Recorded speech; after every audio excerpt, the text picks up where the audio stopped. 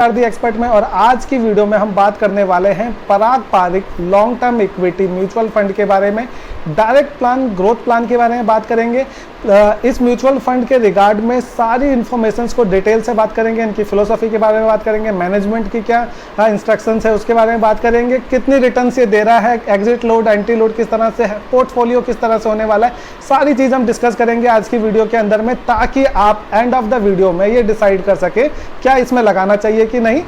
और वीडियो बहुत एक्साइटिंग होने वाली है। शुरुआत करने से पहले छोटी सी एक रिक्वेस्ट, अगर आपको वीडियो में कुछ भी अच्छा लगा हो तो प्लीज़ चैनल को लाइक एंड सब्सक्राइब करें, आगे शेयर करें। कोई सवाल हो तो डेफिनेटली पूछें, मैं जनरली अपने हर सवाल का आंसर करता हूं। अब सीधा पॉइंट में आते हुए है Parag Parikh long term equity fund. ये पराग पारिक फंड्स की तरफ में से आता है। बड़ा एक्साइटिंग म्यूचुअल फंड है, काफ़ी सारे लोगों की चॉइस इस फंड के अंदर में। क्यों? क्योंकि रीज़न बड़ा सिंपल है, कंसिस्टेंट है अपनी परफॉर्मेंस को लेकर। Over the period of time पर रैंक 1 की परफॉर्मेंस दे रखी है इसने अपने आप को। 50 से 55 म्यूचुअल फंड्स को जिस कैटेगरी में कवर करा जा रहा हूँ, और एक ऐसा म्यूचुअल फंड जो ईयर ऑन ईयर बेसिस पर मल्टी कैप कैटेगरी के अंदर में रैंक 1 कैटेगरी को अगर अचीव कर पा रहा है तो डेफिनेटली रिव्यू करना बनता है। तो इसके कुछ पॉइंट्स को कवर करते हैं। पहले शुरुआत करते हैं स्नैपशॉट के साथ में, जो बेसिक इन्फॉर्मेशन है। इसकी एनएवी की बात करें तो आज की तारीख में इसकी एनएवी है 27.87। आप बेसिक डिटेल्स देख पाएंगे। मल्टी कैप फंड कैटेगरी में से आता है ये। यहाँ पे 3185 करोड़ रुपए, मतलब एक काफ़ी अच्छी अमाउंट इसमें एसेट अंडर मैनेजमेंट के अंदर में है।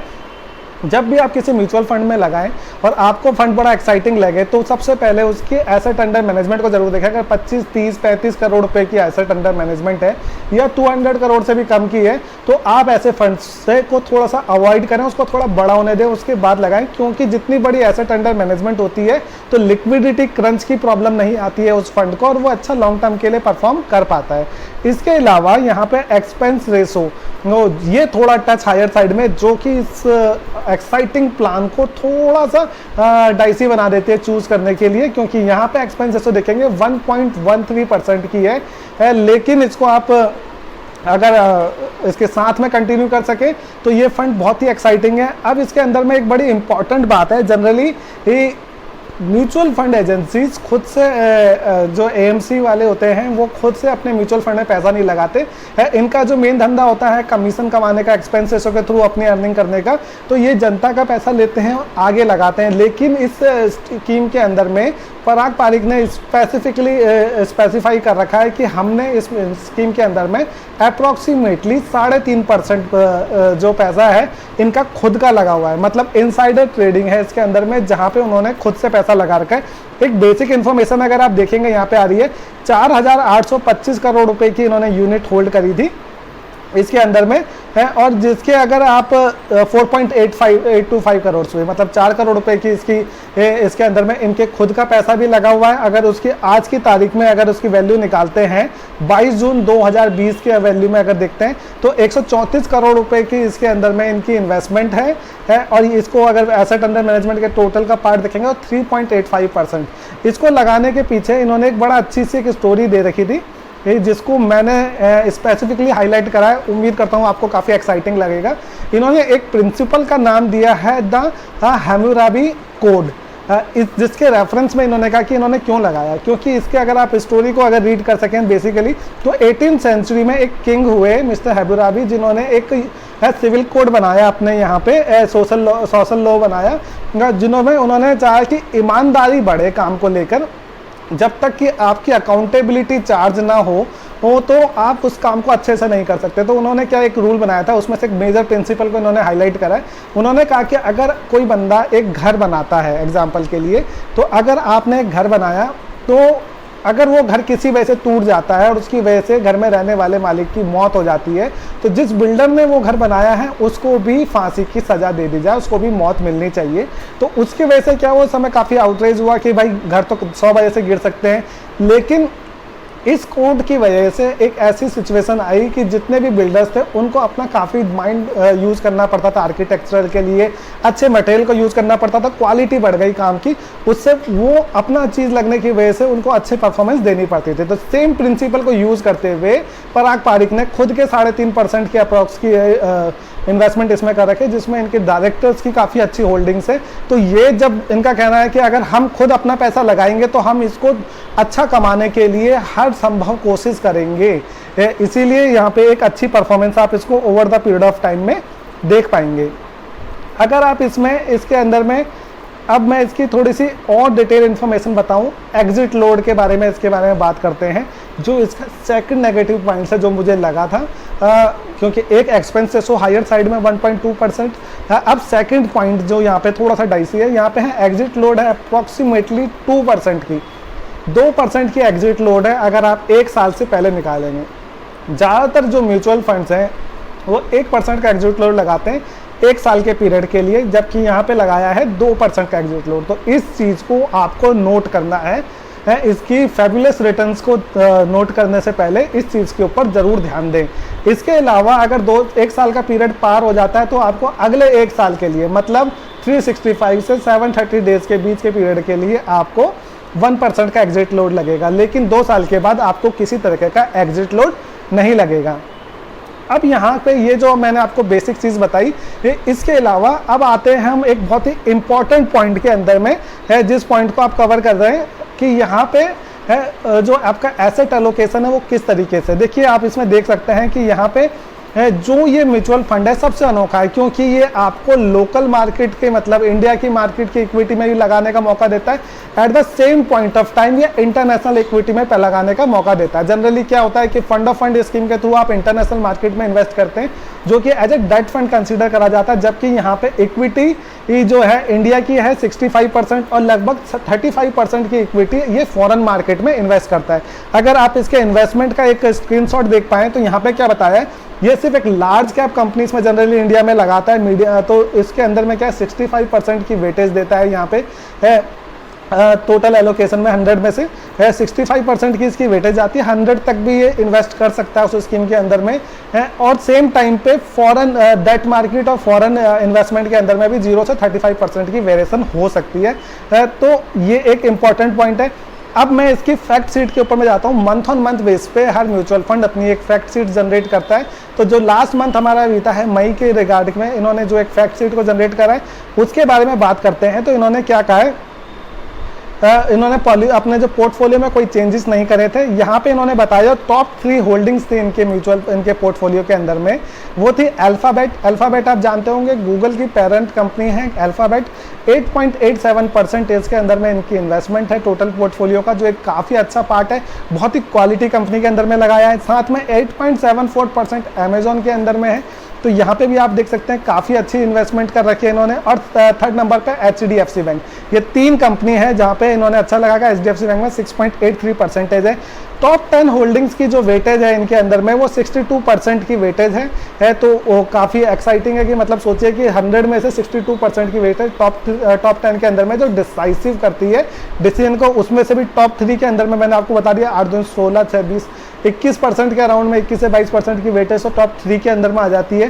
तो आप समझ सकते हैं कि कितना ज़्यादा इंपॉर्टेंट होल्ड करता है। इन्होंने बताया है कि जो इंपॉर्टेंट सेक्टर्स हैं जहाँ पे इनकी वेटेज ज़्यादा है वो है internet and technology, banks and software, जहाँ पे इनकी वेटेज अप्रॉक्सीमेटली 45% की वेटेज इन्होंने दे रखी है। और इन्होंने 65% की वेटेज अभी इंडियन मार्केट के अंदर में है और 31% की वेटेज इंटरनेशनल मार्केट के अंदर में इन्होंने लगाया है। अब इसके बाद में यहाँ पे मैं इसके साथ में एक इम्पॉर्टेंट चीज़ और है, इसके पोर्टफोलियो को, अब जैसे हमने अभी पोर्टफोलियो की बात करें थोड़ा डिटेल से, अगर मैं आपको टॉप 10 होल्डिंग्स के बारे में दिखाऊं तो अल्फाबेट है, अमेजोन है, HDFC है, फेसबुक है, hero MotoCorp, Bajaj holdings and investment limited, emphasis limited, ITC limited, Suzuki motor and persistent systems limited को इन्होंने इन्वेस्टमेंट कर रखा है। अप्रॉक्सीमेटली 65% की वेटेज बताया। इंडियन इक्विटी के अंदर में, फॉरेन इक्विटी के अंदर में 31% और डेट मार्केट के अंदर में 2% के अराउंड की इनकी वेटेज है। नंबर ऑफ स्टॉक्स जो होल्ड कर रहे हैं ये अप्रॉक्सीमेटली 25 स्टॉक्स की होल्डिंग्स है यहाँ पे। इसके अंदर में लार्ज कैप की जो वेटेज है वो आपकी अप्रॉक्सीमेटली 30% की है, मिड कैप की वेटेज आपकी 15% की है, स्मॉल कैप 14% की इसकी वेटेज रखते हैं। तो ये एक एक्साइटिंग अपॉर्चुनिटी है। यहाँ पे इन्होंने इंटरनेशनल मार्केट में आपको इन्वेस्ट करने की एक अपॉर्चुनिटी दी है। ये स्पेसिफिकली टू US नहीं है। इन्होंने कहा है कि हम हर उस कंट्री में इन्वेस्टमेंट करने के लिए रेडी है जहाँ की स्टॉक एक्सचेंज प्रॉपरली लिक्विडेटेड हो, इंग्लिश मार्केट में इन्वेस्ट करता हो और क्लियरिटी हो, वहाँ पे फंड की सिक्योरिटी हो। तो जहाँ पे भी अच्छा मौका मिले, अभी करंटली इनके पोर्टफोलियो में जो फॉरेन इक्विटीज हैं वो मेजरली यूएस से हैं, जहाँ पे आपको एक अच्छा पोटेंशियल मिल पाता है अर्न कर पाने का। अब इसकी अर्निंग को ही अगर हम चेक करना चाहें तो किस तरह से कर सकते हैं, अगर आप SIP रिटर्न्स को अगर चेक करते हैं तो आपको पता चलेगा कि अगर हम 1000 रुपीज़ पर मंथ के हिसाब से यहाँ पे लगाना शुरू करते हैं तो एक साल में आपके 12,000 रुपये होते हैं, जहाँ पे आपको 12,971 रुपये की वैल्यू मिल रही है। तो एब्सोल्यूट टर्म्स में 8% की है, लेकिन अगर आप एनुअल रिटर्न्स देखें तो 15.26% की रिटर्न्स एक साल के अंदर में। 5 साल के लिए अगर यही रिटर्न्स देखते हैं तो 10.68% कंसिस्टेंट बेसिस पर है। वो भी हम तब बात कर रहे हैं जिस समय ज़्यादातर म्यूचुअल फंड आपको नेगेटिव रिटर्न्स दिखा रहे हैं। एक शॉर्ट पीरियड ऑफ टाइम के अंदर में इसकी जो परफॉर्मेंस है over the period of time, अगर आप किसी पॉइंट में देखें, ये निफ्टी 50 को कंटिन्यूस बेसिस पे बीट कर पा रहा था, क्योंकि इनकी एक कंसिस्टेंट परफॉर्मेंस है अपने फंड्स को लेते हुए। इसमें एक इन्होंने बहुत अच्छी सी गाइडलाइन दी है जो हर एक इन्वेस्टर्स को किसी भी म्यूचुअल फंड को लेकर होनी चाहिए। अगर आप इसको रीड कर सके, इन्होंने 6 से 7 पॉइंट बताए, मुझे पर्सनली बहुत पसंद आए। जैसे इन्होंने बोला ये स्कीम उन लोगों के लिए नहीं है, स्पेसिफिकली मेरी बात को दोबारा समझें, ये स्कीम उन लोगों के लिए नहीं है जो म्यूचुअल फंड की NAV को रोज के रोज देखते हैं कि आज मेरी NAV 26 थी, 26.3 हुई, कितना परसेंटेज ग्रोथ हुआ। डेली चेक करने वालों के लिए स्कीम नहीं है।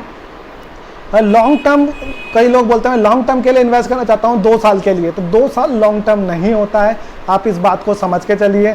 ये इन्होंने बताया है, उनके लिए स्कीम नहीं है। कई लोग सोचते हैं कि इन्वेस्टमेंट बड़ी एक्साइटिंग होनी चाहिए, रोज बढ़ना चाहिए कुछ ना कुछ। अगर रोज 1% बढ़े तो एक साल के अंदर 365% की ग्रोथ हो जाएगी, इस बात को आप समझिए। तो एक्साइटिंग नहीं होती है इन्वेस्टमेंट। जो लॉन्ग टर्म की इन्वेस्टमेंट होती है वो एक बोरिंग अप्रोच है, धीरे धीरे करके बढ़ोतरी होती है पर डेफिनेट बढ़ोतरी होती है, इस बात को समझना चाहिए। You fear rather than welcome stock market volatility. उन्होंने कहा कि आप ज़्यादा डरते हैं और मार्केट की वॉलेटिलिटी को एक्सेप्ट नहीं करते हैं तो आपके लिए ये स्टॉक नहीं है, क्योंकि आपको समझना चाहिए मार्केट में उतार चढ़ाव दोनों साइड में आते हैं। और आप सोचते हैं कि आप मार्केट को परफेक्टली टाइम कर पाएंगे, मतलब जो इतने सारे स्टॉक मार्केट के एक्सपर्ट्स हैं, कोई अपने मार्केट को टाइम नहीं कर सकता। और आप कह रहे हैं कि अगर आप मार्केट को सही टाइम पे टाइम कर सकते हैं कि जब मार्केट ऊपर जा रही होगी मैं तब बेच सकता हूं, जब बिल्कुल बॉटम पे होगी मैं तभी परचेज करूंगा, मार्केट में एंट्री एग्जिट अपने अकॉर्डिंगली कर सकता हूं, तो ये स्टॉक आपके लिए नहीं है, क्योंकि इतना टाइमिंग कर पाना आपको पॉसिबल नहीं हो पाएगा। और आप सोचते हैं कि आपका जो फंड मैनेजर है वो जादू कर देगा, मतलब मार्केट गिरेगी आपका फंड तब भी प्रॉफिटेबिलिटी दिखाता रहेगा, वो भी बहुत ही हायर साइड में, हर वक्त एब्सोल्युटली प्रॉफिट ही अर्न होता रहेगा। तो ये आपके लिए नहीं है, आपका फंड मैनेजर मेडिसिन नहीं हो सकता है। और आपको कॉम्प्लेक्स म्यूचुअल फंड्स पसंद आते हैं सिंपल की जगह, मतलब इस बहुत सिंपल अप्रोच के संग 25 म्यूचुअल स्टॉक्स में इन्वेस्टेड है, सीधी अप्रोच रख रहा है, तो आपको पता चल जाएगा कि यहाँ पे इन्वेस्ट नहीं करना है। क्योंकि अगर आप बहुत ज़्यादा एक्साइटेड रहते हैं, ये लॉन्ग टर्म अप्रोच के लिए है, बहुत अच्छा स्टॉक्स हैं, बहुत क्वालिटी फंडामेंटल्स हैं, बहुत अच्छा सब कुछ करा है, मैंने आपको बता दिया। रिटर्न्स वाइज ये काफ़ी अच्छा है, ऐसे डाउन टाइम में भी आपको पॉजिटिव रिटर्न्स दे रहा है।